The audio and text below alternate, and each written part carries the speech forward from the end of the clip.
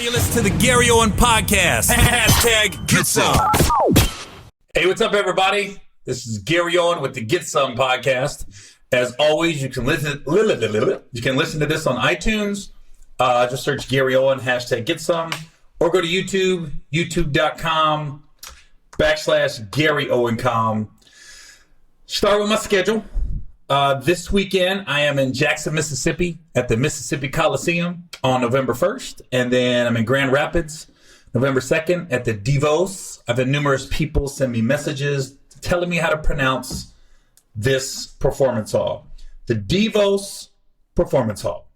November 8th, I'm in Boston, Massachusetts at the Bach Center Wang Theater. November 9th, I'm in Springfield, Massachusetts at the Mass Mutual Center. Then I get back into the clubs. That's November 14th to the 17th. I'm in Houston, Texas at the Houston Improv. Then November 21st to the 23rd, I'm in Austin, Texas at the Cap City Comedy Club. And November 29th to December 1st, I'm in Denver at the Denver Improv. Then I'm in Nassau, Bahamas, December 7th. December 13th to the 15th, Albany, New York at the Funny Bone. Actually, I think that's wrong. I think I'm there for 2 nights, and then I'm in Syracuse one night. Yeah, my schedule's wrong. Shout out to Sam Comedy, the guy who does my website. God damn, dude. I'm just kidding. Yeah, that's wrong, though. And then December 20th to the 22nd, I'm in Huntsville, Alabama at Stand Up Live. And then December 30th and 31st, I'm in Grand Prairie, Texas at the Theater in Grand Prairie. That's my annual New Year's Eve show. And January 2nd, I'm in Honolulu, Hawaii at the Blue Note. So that covers it. So this weekend, I'm in Grand Rapids and Jackson, Mississippi. And yeah, so that's my schedule. Shouts out last week to everyone in Augusta, Georgia. They came out to see me on Friday. And then Saturday, we were in Mobile, Alabama. I was with Mike Epps on Saturday. I was solo. Oh, no, I was with Tony Rock and Tommy Davison on Friday in Augusta. And I tell you something happened when I was in Augusta. So I got my show, and then another comedian friend called me and said he was at a local comedy club in Augusta. So I went to go see him and see his show. Now, I couldn't stop and talk to him afterwards because once I got in there, the staff was taking a lot of pictures. So I was like, man, if I'm here when this show's out, it's going to become a selfie fest. So I dipped out before the show was over. And I want to say this to any comic out there, and this comic in particular. He invited me to his show. He's a funny dude, man. He's talented, good energy about him. He's a good guy. But one thing I will say, and I hope he takes this as constructive criticism, is when he was on stage and he's doing great, he's killing the crowd and everything, and then he started telling jokes. This guy that asked me to come see him in Augusta, he had opened for me like 18 years ago, and he was like an opener for me for like 6 months. He was my opener, and he started to do some of the same jokes from 18 years ago. And I looked at my road manager, Brad, and he started to do this bit. And I go, oh my God. I go, yo, he did this like in 2001 when he was my opener. And my road manager, Brad, was like, shut up, man. I was like, no, for real. And he did the joke, and I was a little taken back.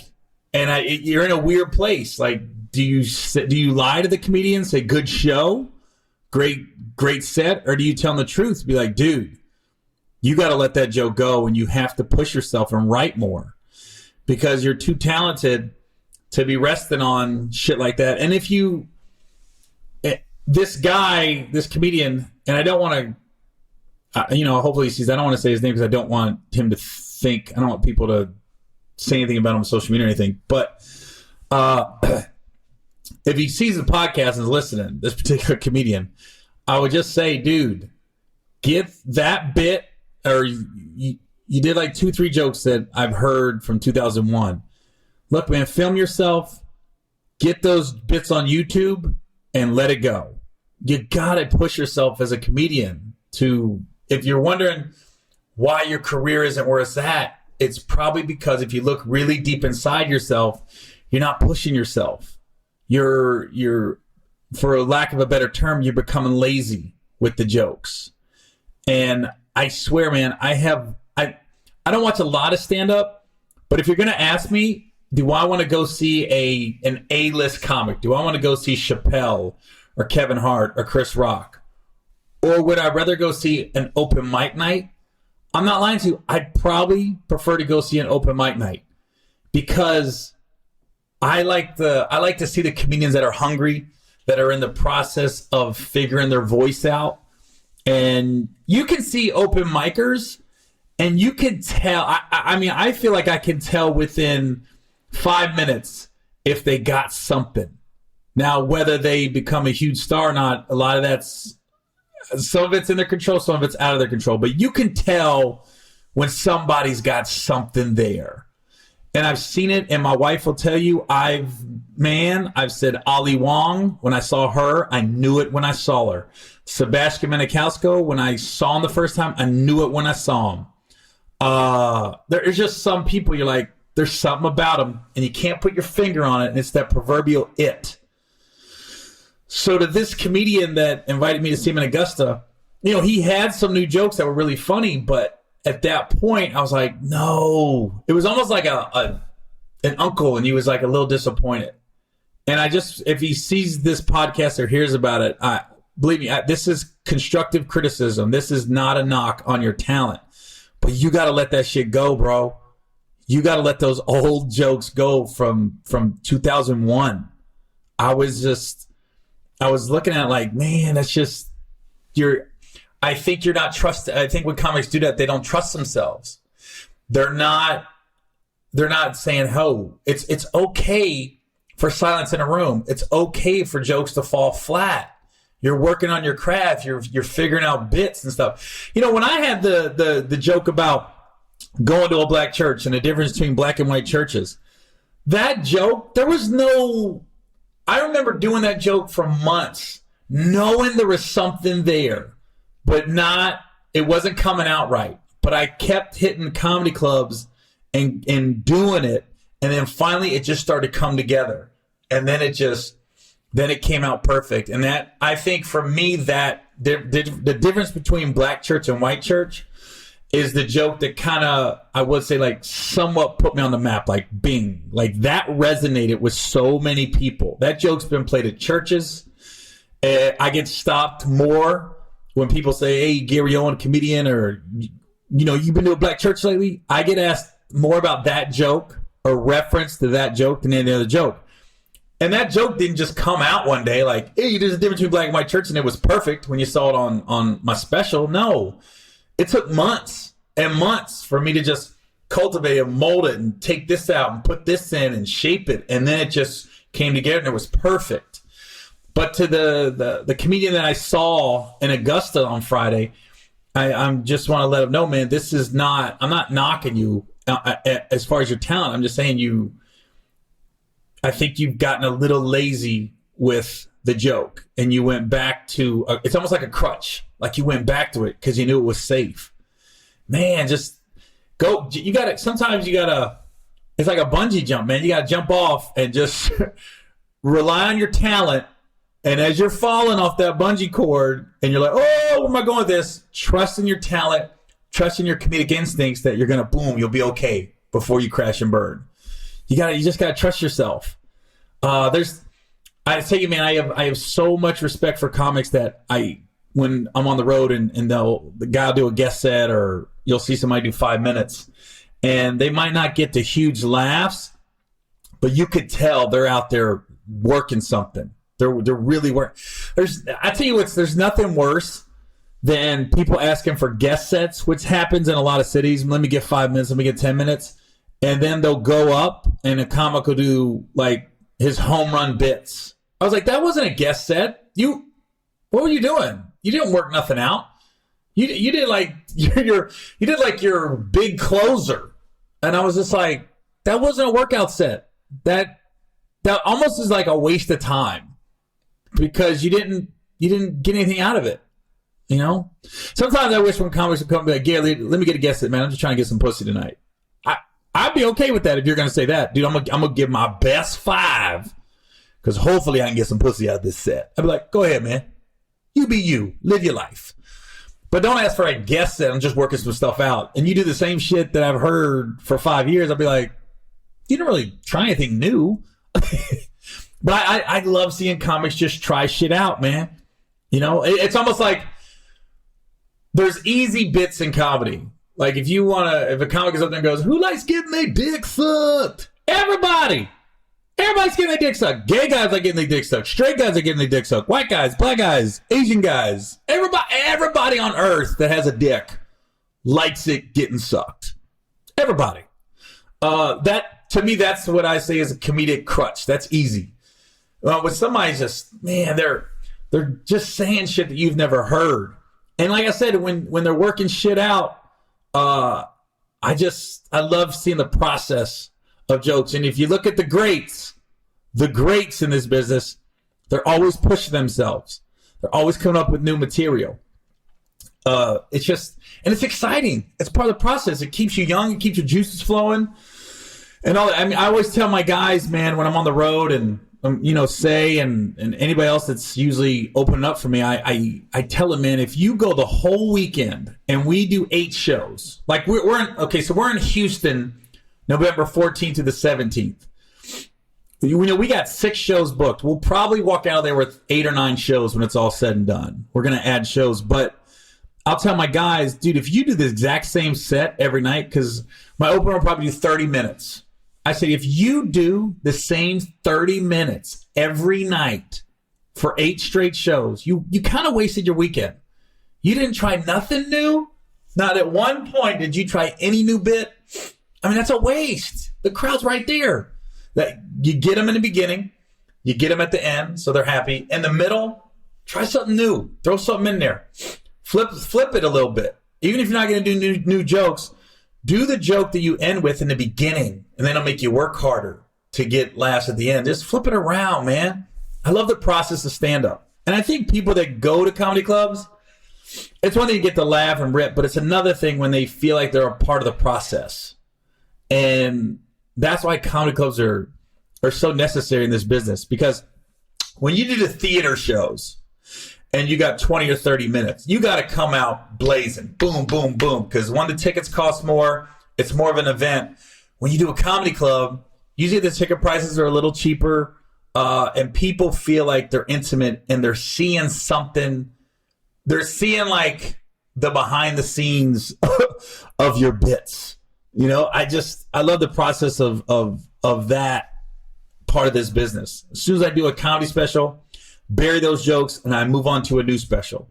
And we're in a day and age, like I said, this guy in Augusta, man, I'm not saying those bits, nobody's seen them, man. Get a camera, record those jokes that I just talked about that you've been doing for 18 years, get them on YouTube. That way they're there. They're not dead. You can't say nobody's ever seen them. And then start working out new shit, man. And you'll see how, I promise you this comedian I'm talking about, I promise you this. If you do what I just said, you put those old jokes to bed that you've been doing for 18, 19 years, and then you start working. You really start working on your craft in a new hour and everything and doing like up-to-date bits. Watch how you'll get booked more and your money will go up. It's crazy. It's like in the universe. It's just in the universe how this works. Watch. I promise you. So like I said, this was not I'm not trying to bash this comedian. It's constructive criticism because I want to see you do better. That's all that was.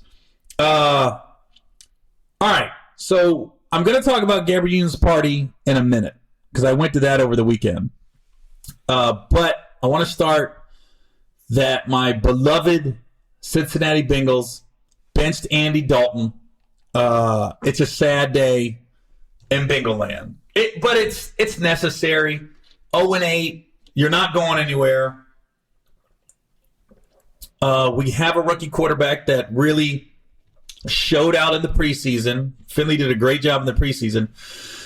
But it's time. I said you don't want to, because Bengal fans are funny, and I think football fans are funny. There's nobody more popular on a football team than a second-string quarterback when your team's not playing well.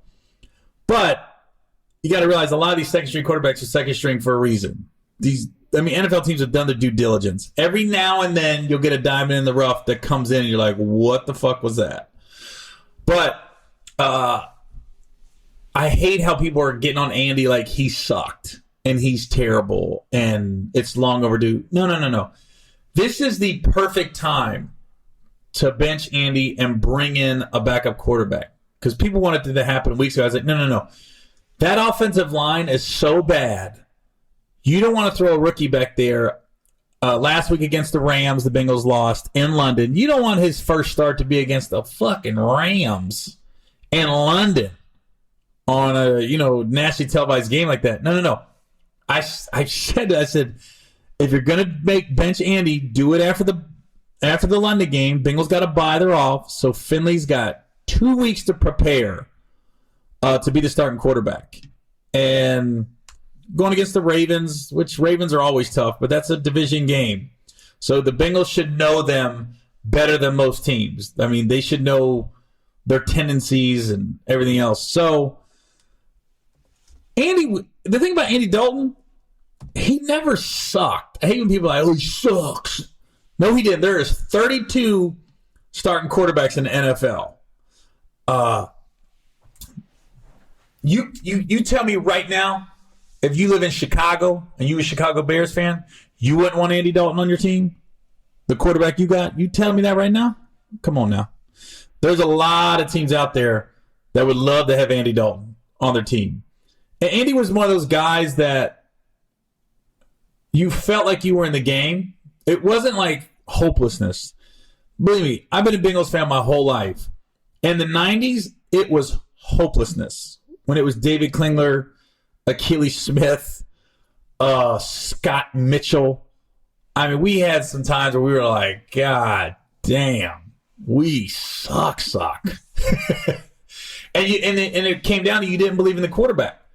And with Andy, there was not a time where the offense came in and you're like, there's just no way we're winning this. I mean, granted, we're frugal fans, man. We often think the worst.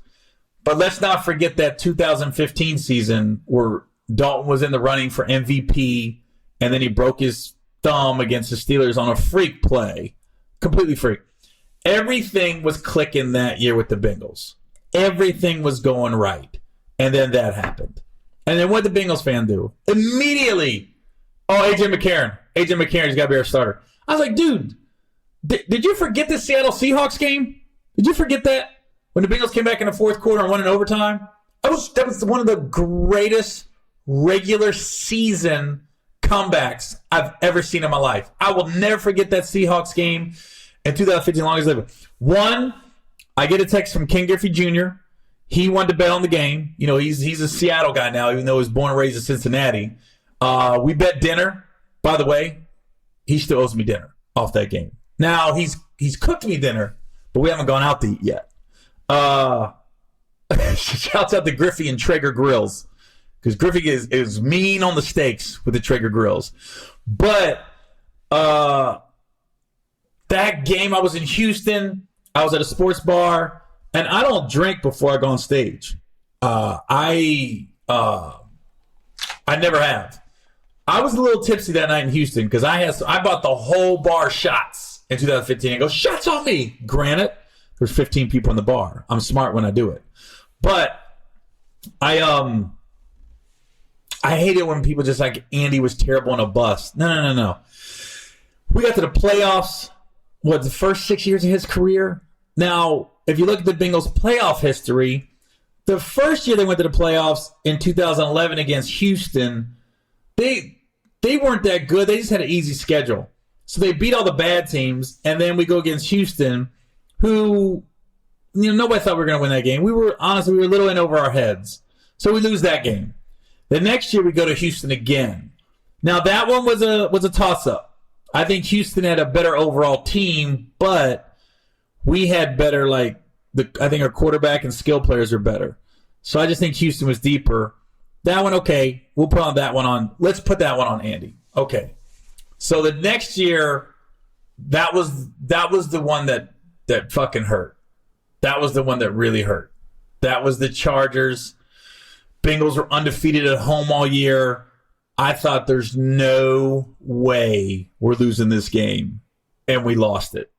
So, okay, let's put that one completely on coaching and Andy.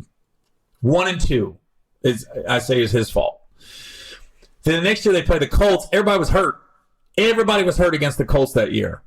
So I don't put that one on Andy at all. We were playing with the JV team. And then you got the Steelers. Oh, God. Andy wasn't even playing that game, so that one hurt. So if you look at the playoff run with Andy, I think it was 5 years straight. It wasn't 6. So 2011, 12, 13, 14, 15. Yeah, it was 5 years straight we went to the playoffs with Andy. Really, Andy was only in 4 of those games. And, it was I give it like a 2-2 Andy's fault. The Colts game in the first year against the Texans, that wasn't on Andy. That was out of his control. Now the Chargers and the second Texans game, yeah, you could throw that on Andy. Okay, he could have played better, without question. Steelers game he didn't play, so let's not put that on him. So let's stop with the Andy Dalton bashing. He was good for our city, raised a lot of money for charity, had some great regular season wins. And a lot of people don't know this. Andy beat Tom Brady. He's beaten Aaron Rodgers. So it's not like he hasn't played the top echelon teams and never beat them.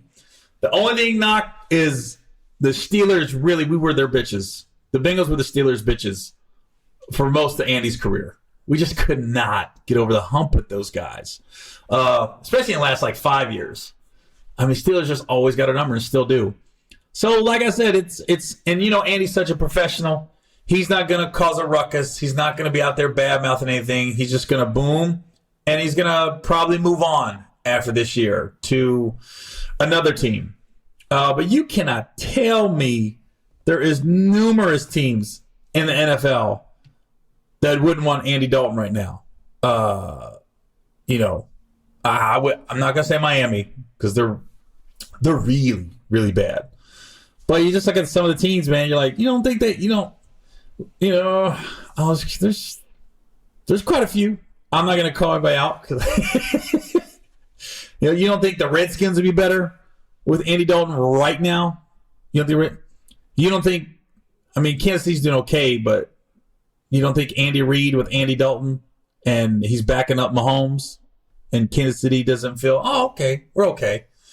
I think Andy's going to go to a team. He's probably going to come in as a backup next year, but he's going to go to it's going to be a good team. I would guess. There's quite a few out there Andy could be on right now. So let's stop with the Andy Dalton bashing. There were some great memories with Andy in this town, and he was good for the community. I think most of his teammates liked him, and we had some great moments. Great moments. So I don't want to look back on it like it was just terrible when Andy Dalton was here. Nah. But it is time. Honestly, it's time. Let's see what we got in Finley. Probably going to have one of the top picks. I don't know if Finley would have to ball completely the fuck out for the Bengals not to take a quarterback in the first round with one of the first picks.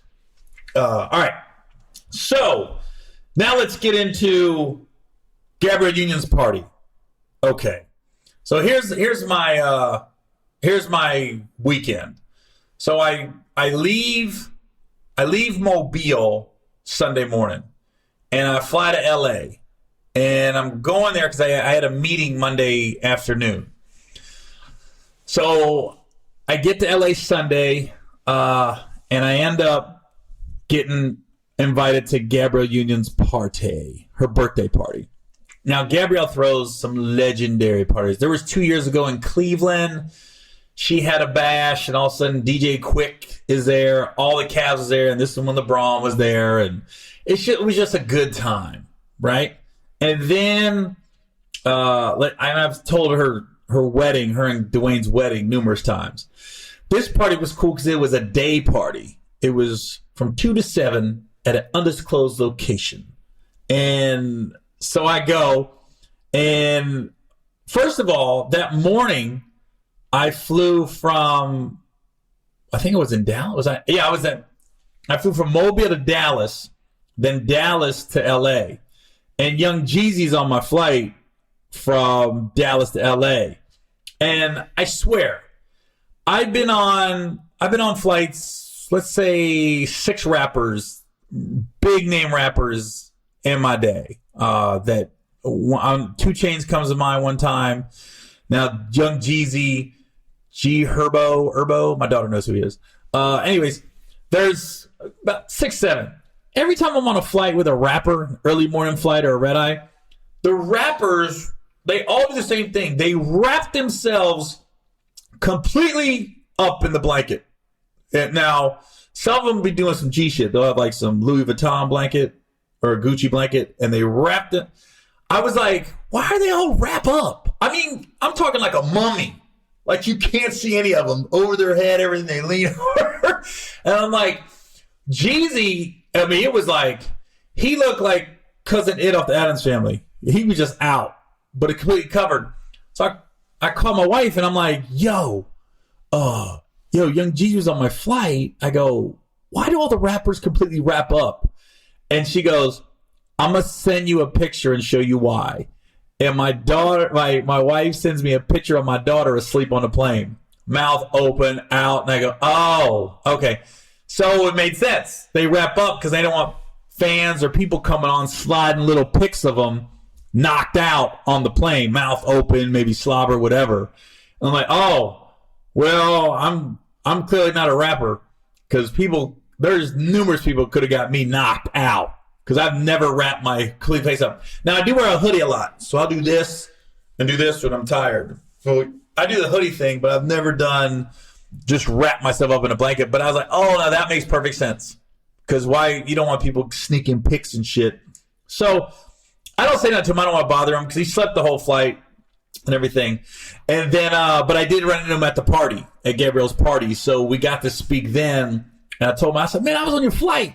And then his girlfriend was there, Jenny Mai from the Rio, and I saw Jenny and I was telling her I was on a flight, and then they were like, why didn't you say that? And I go, I don't want to bother you, because you're sleeping, tired, just woke up, I don't be that guy. So, but it was funny.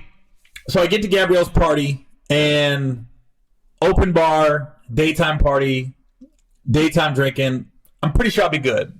Right now, I just want to apologize to anybody at that party if I said anything that I don't remember. Because I was looking back like, I think I had some real conversations with people and I don't know what we talked about. I know I talked to Dwayne and Gabrielle Chef for about 10 minutes. And I remember saying something like, hey man, I've never tasted your cooking.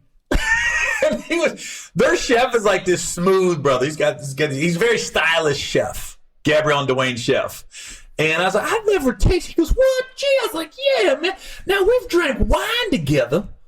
Like I said, but I've never tasted your cooking. I said, man, next time in LA, I don't care if Gabrielle Dwayne's home. Can I come like for breakfast or lunch? He goes, man, yeah, man, you just stop by. I'm like, okay. I'm thinking, why did I say that? Why the fuck did I have that conversation with their chef? And then, thing about alcohol is, it's a little bit true serum, but a little bit out of your mind sometimes. I was to the point where I probably drank a little too much. I went too far on a couple of the conversations. I should have just went, why did I say that? Looking back on it. I remember I pulled Essence Atkins aside, who's one of Gabrielle's best friends. And I told her I said, I avoided you for like 10 years in Hollywood. She goes, why? I said, do you remember I had a TV show? I had a TV deal with this writer, showrunner named Yvette Lee Bowser. She was the one that created Living Single. So she wanted to do an interracial show with me. So I remember we did a table read. A table read is when all the actors and actresses get together that they're going to cast in the show, and we basically just read the pilot. And I said Essence was going to be on the show, and I said I never did a table read before, so I thought you had to memorize the entire script. And I think it was about 38 pages. And I tried to memorize. I spent a week like just trying to memorize everything. And then we get to the table read. I'm the lead, so I'm on every freaking page just about. I shut my script up, started to go off the table read. Then I realized everybody's just looking down, reading. I went, what the fuck are they doing? And then I got lost. I forgot where I was in the script, so I'm scrambling, doing this shit. And then, and by then, basically it was a bad table read. I fucked it up. I lost that TV show because of that table read, in essence. And I told Essence Atkins, I go, so I thought every time you saw me, you'd be pointing like, that motherfucker can't act or can't read. He's terrible. And she goes, I don't really remember that. I go, I do. So I had to kind of get my resume up a little bit. I had to get in a couple movies and worked with a couple people. So I basically told her I had avoided her for years. And, I was just trying to think. Anybody else? I don't know. I know I talked to Regina Hall, and I don't know what we talked about. So Regina, if you watch this, I'm scared to shoot you a text. I'm scared to ask, what the fuck did we talk about at Gabrielle's party? It was just, I drank too much. And it was Tito's. I'm more a vodka drinker, but I was drinking Tito's and club soda. But I mean, I don't know. Gabrielle just has the best fucking parties, man. I mean, you look over and you see Snoop and then Too Short and E40's on stage. And I'll say this is not a knock on any other genre, any other region of rap or hip hop. You want to get a fucking party going, put on some Northern California, West Coast rap. Put on Too Short, E40. Oh my God. It's a vibe about it. You know, tell me where to go. Tell me where to go. It's something about it, man. Makes you want to put your hands up. It's like all good vibes. Too Short. I was like, man, ain't nothing like Bay Area hip hop. Nothing. I'm talking about this to get a party going. Nothing like it, man. Nothing. And then I don't know why. So I'm talking to E40, and I know I met him at the Warriors game a couple months ago, but I'm like, yo, man, I moved to the Bay, talking about my house and stuff. Why am I telling E40 about my backyard? Hey, yo, man, we're getting my backyard done, and you got to come over, man. Come see it when it's done. So we exchanged numbers, and I woke up next day like, what the fuck did I tell E40 about my backyard? He didn't give a shit about my backyard. It's just, you start rambling, man. You start fucking rambling. And then I didn't realize it was like a 90s theme party, like dress up as, it was California Love. Dressed up as California Love. So everybody was dressed up as like, you know, a lot of NWA references, gangsters, you know, a lot of Dickies, Chucks and shit like that. And then as soon as I walk in, Michael Ealy was like, yo, Gary, who are you? I said, well, I was going to come as Mark Furman, but I thought that was a bad call. And he like snapped his finger. He goes, damn, this motherfucker showed up at the party with jokes. I was just like, yeah. So, but goddamn. And then what's funny, like Gab started posting pictures. There were so many people there that I didn't realize was there. I was like, I tell you I had fun with was Tracy Ellis Ross. She came as DJ Quick. And there's a video of her walking, like, as Quick. I don't want to let me shine on, but I recorded it. I recorded that walk for her because nobody could get it right. So I got her. And then I kept going up to her like, hey, you know, I ain't never met no dude that made me feel some kind of way like I'm looking at you. You know, I kept, and every time I get around Tracy, I'd turn around and I'd look back so my pants is on, but I'd be looking like, hey, you checking out my butt? You looking at something like that? I said, dang, I didn't know you was like that quick. And it was just an inside joke. It was funny. And then, okay, my pants fucking ripped. Listen, I bought these pants a month ago in New York, and they were like some expensive pants that I got this Italian spot. First time I wear them, they fucking rip. Like right down the middle. So I'm cold. I didn't bring a long sleeve shirt. I brought a t-shirt. Now I'm trying to cover up this rip in my pants. And it was, thank God it was towards the end of the night. It was about 6 o'clock when the crowd started to thin out. And by 7 o'clock, most everybody was gone. But, so I had to ask this girl if I could borrow her flannel. So the girl was smaller than me, but her flannel looked big. So it only came up right here on my arms, but I was able to cover up the hole in my pants. And then, just like my wife always says, I never know when to leave. Why'd I look around and everybody's gone? It's like me, Darrell Wright and his wife, basketball player, and a couple girls that Darrell's wife knew. And then, I don't know. We were the last ones to leave. I was so gone. And then, I stayed so late. I took a bag of garbage to the garbage can, like with the cleaning people. They were there cleaning up the party. That's how late I was there. I was literally staff by the time I left. Hey, let me help you. At least I know this. I know I'm a happy drunk. There's some people get angry, get mad, get emotional. Not me. I'm the happiest fucking guy at the party.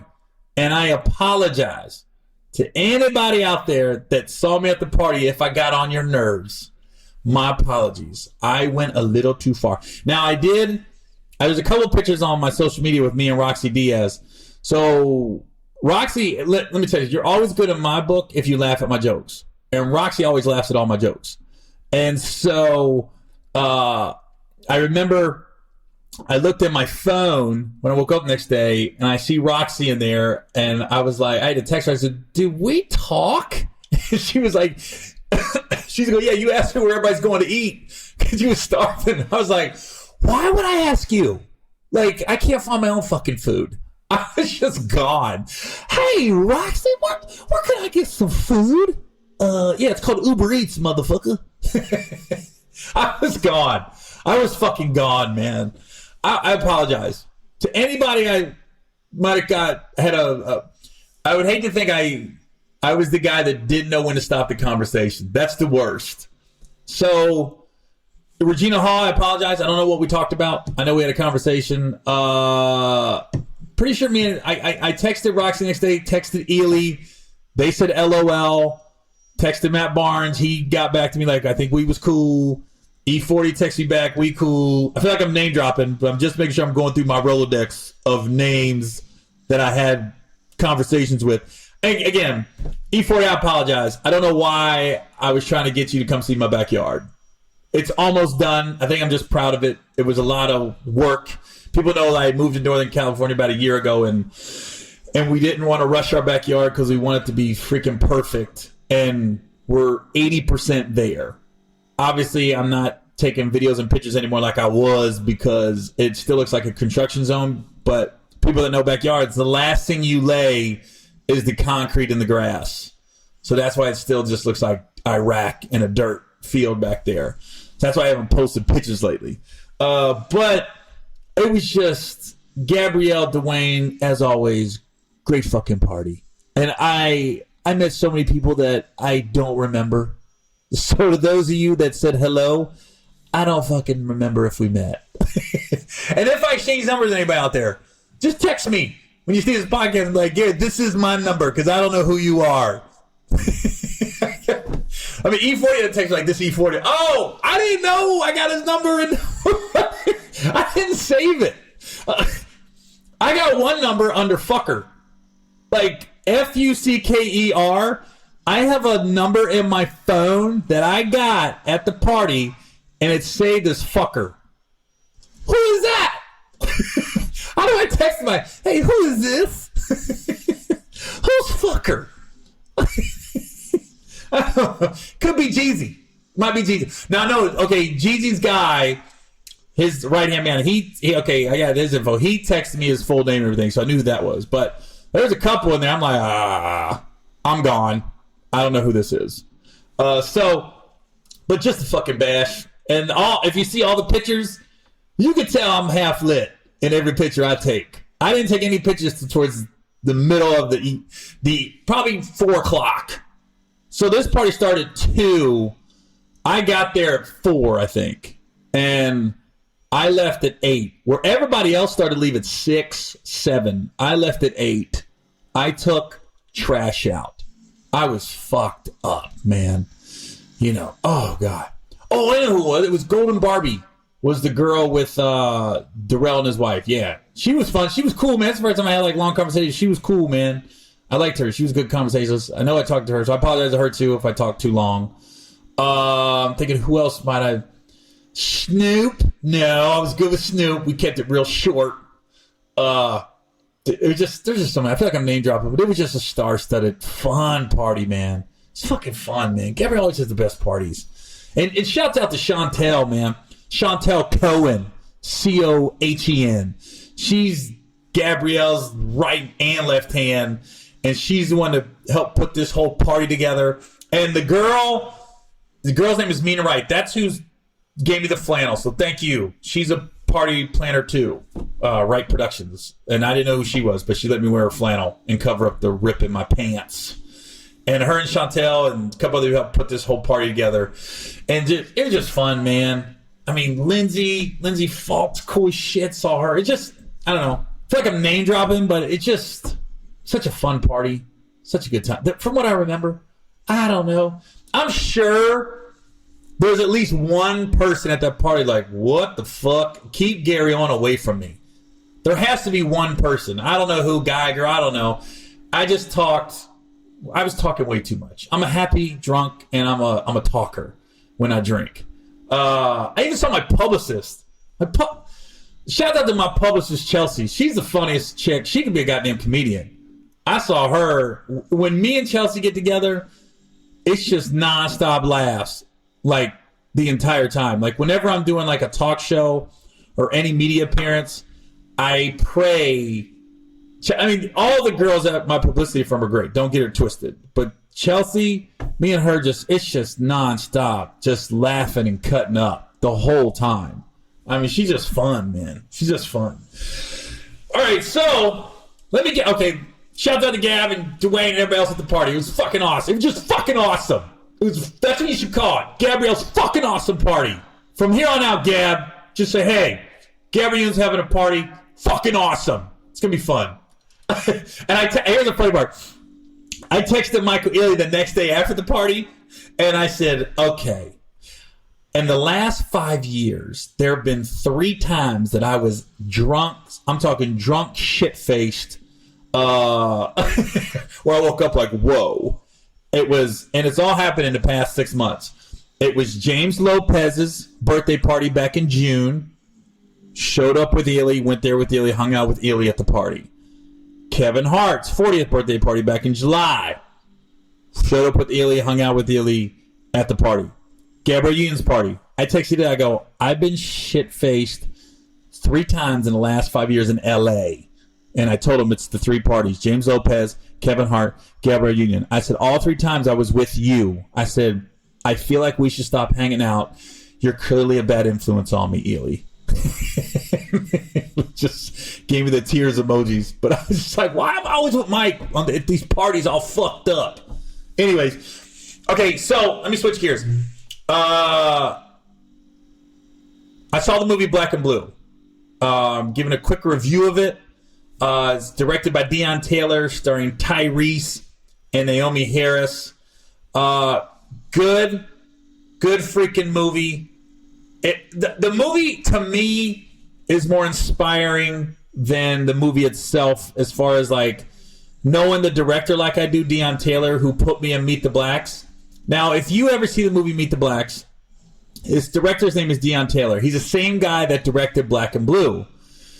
And to see his progression as a director and just the quality of the movie. If you look at Meet the Blacks, and I'm just being very blunt, honest, there were some fuck-ups as far as like editing, sound, mixing, all that. There were a couple scenes I was like, ooh. But that's called doing a movie on a budget. But when you can see where it's headed, you can tell, like, okay. The thing about Dion, man, and I've never done a dramatic movie with him. I've only done 2 comedies, Meet the Blacks and Meet the Blacks 2. What I love about Dion Taylor is especially for Meet the Blacks and Meet the Blacks 2, he hired a bunch of comedians. And he let the comedians be comedians. Because there's no way you're going to tell me a writer who writes on a piece of paper, you can't tell me, what he wrote is going to be funnier than what a seasoned veteran comedian can bring to a comedy. So what Dion does is he's always hired comedians for these movies. And we got the script, and we'll always do a couple in the can that is word for word.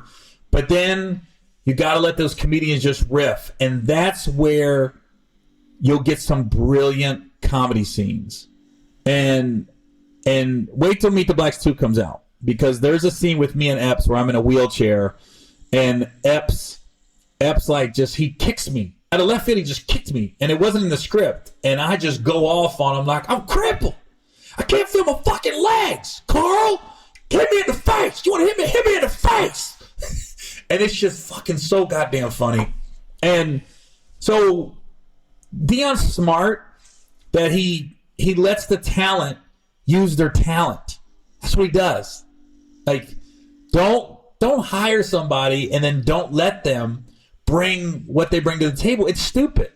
Why would you hire a comedian in a movie and then not let him go with his instincts on some things? Not saying it's going to be right every time. Not saying every scene's going to be brilliant.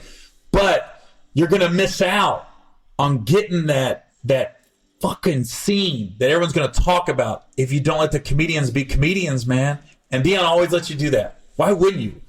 I've probably cost myself movie roles because I've gone into auditions and tried to ad-lib. And maybe, writers can maybe feel some kind of way. And that's a shame if that's happened. But I'm sure it has. But I always feel like I'm a comedian. I'm going to trust my instincts. And I'm going to, for lack of a better word, do what I do. And just working on Think Like a Man and Ride Along and Held Up, and working with Jamie Foxx and Martin Lawrence and the Wayans brothers on Little Man and Tracy Morgan.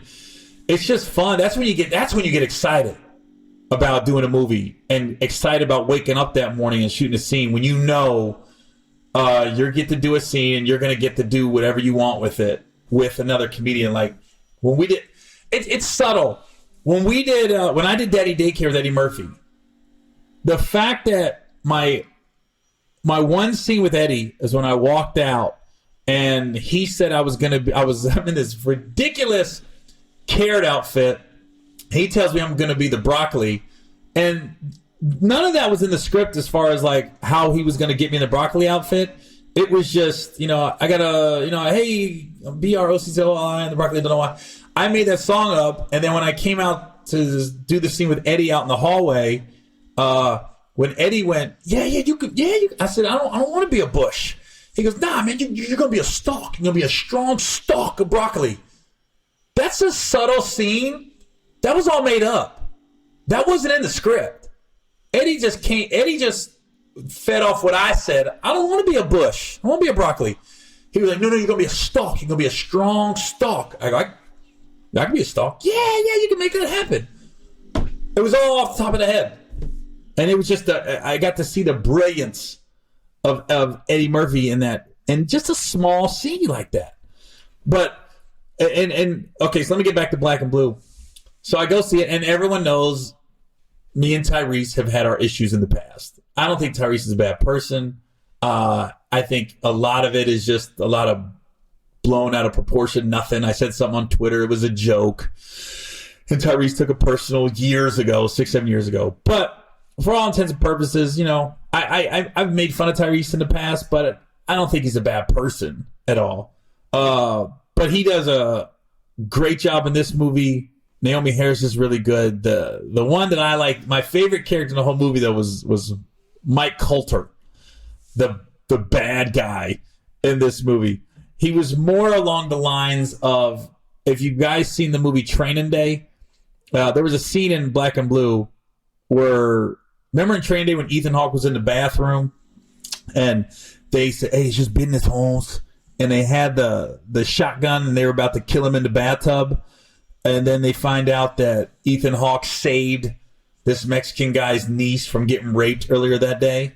He goes, it's your lucky day, Holmes. You know, there was a scene similar to that in Black and Blue where Naomi Harris is about to get killed by Mike Coulter's character.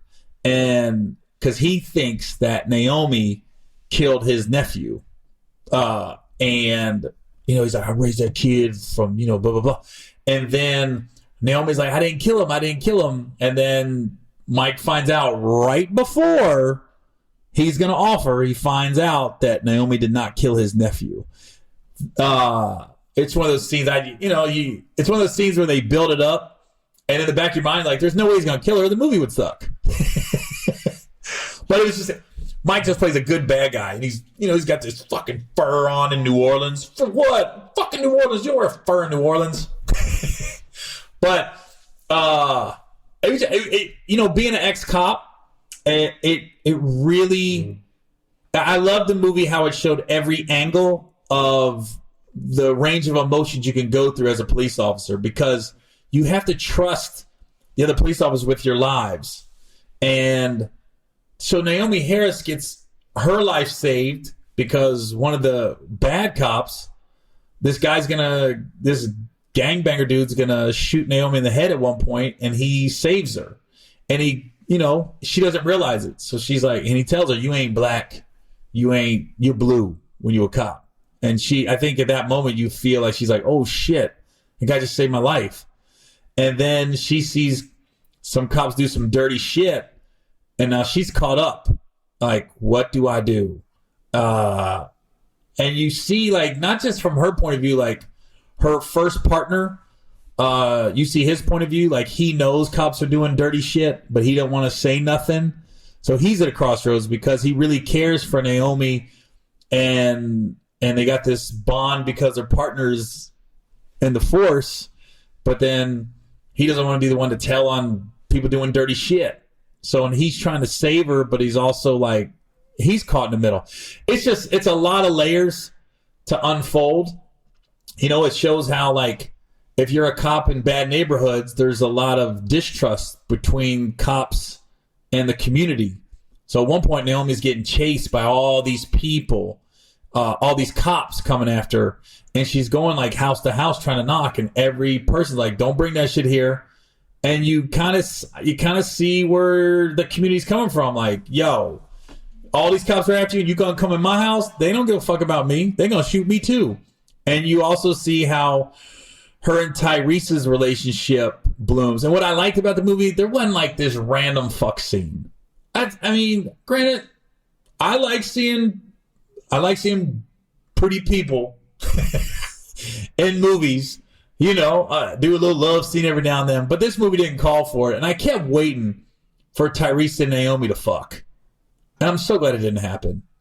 Don't say I gave the movie away. But I kept saying, there's no way. Tyrese is a local store owner, little convenience store in the ghetto. And I saw how they had a little incense in his store. I saw that shit. You didn't think I did. But I've been in some ghetto stores before with the little incense. I saw that. Nice little touch. Make it authentic. And then, and Naomi is running from the cops, and she hides out in Tyrese's store. And Tyrese covers for her. And then, so they become friends. They have to rely on each other.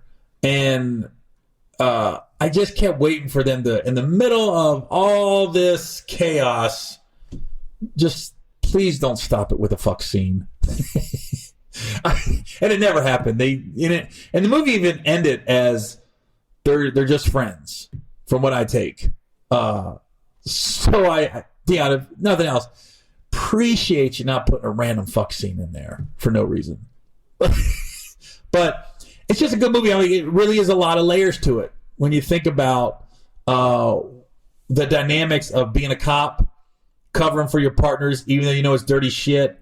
And you're at the, you really have to question everything. Like, in the cop's mind, they're just, they're dirty. And if they kill a drug dealer, it's just another drug dealer. He wasn't an asset to society. And Naomi's thing was, that's not your place to make that decision. It's a lot to unpack, man. It's a lot to unpack. But I thought they did it well. I thought it ended well. I don't want to give the ending away, but it shows how even Naomi's partner in the movie had to make a decision at the end of how and you see, is he on the good side or bad side, or was he just caught up in the middle of all the chaos? It's real. I mean, it's a lot to unpack, man, but I enjoyed it. And I went and saw a late show because I want to talk about it on my podcast. So I didn't ask for free tickets. I paid like everybody else. And it was all black people in the movie and everybody was quiet. That tells you it was a good movie. The fact that I went and saw it, and there was a couple Latinos, but I think I was the only white person in the theater seeing Black and Blue that night. And it was silent. That's a sign of a good movie, Dion. The fact that black people weren't even talking. And it was funny because when the preview started, there was a couple couples in the back that I heard chatter. I was like, I looked at my wife and I go, fuck. They're going to talk the whole movie. And then when the movie started, bam, it was quiet the whole time. There was a couple, yeah, bitch, or yeah, you got that right. There was a couple of them, but it was timely. It was timely heckles at the movie screen, and it didn't keep going. But it was good, man. You should be proud of yourself. You and your wife, Roxanne, and shouts out to everybody a part of the movie. Nafisa Williams, Naomi Harris, Tyrese, Mike Coulter, Frank Grillo, I think I pronounced his name right. But just everybody, man, and just I was more, and I ain't gonna lie, Dion, I was looking at lighting, editing, soundtrack. It was a big budget movie, man. I don't know what the budget was, but it felt like a big budget movie. It felt like a Will Smith type budget movie. It felt like it. So yeah, man, it was awesome, man, and I'm proud of you and Roxanne. And hey, you guys got to come see the backyard. Come see the fucking backyard, man. It's almost done. Dion, you're a Northern California guy. Come on by. All right, man. Anyways, yeah. So this is, I want to end on a high note. So this is Gary Owen with the Get Some podcast. I apologize for everything I said last week at Gabrielle's party. Sorry about that. If you want to listen to my podcast, just go to iTunes, search Gary Owen, #Get Some.